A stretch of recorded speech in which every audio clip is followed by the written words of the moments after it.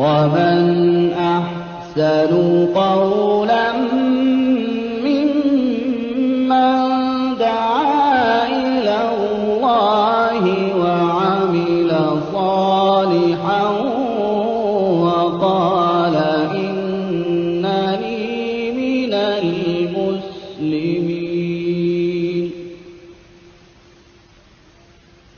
ولا تستوي الحسنة ولا السيئة ادفع بالتي هي أحسن فإذا الذي بينك وبينه عداوة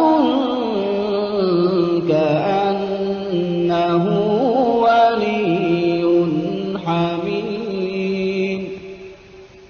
وما يلقاها إلا الذين صبروا وما يلقاها إلا ذو حظ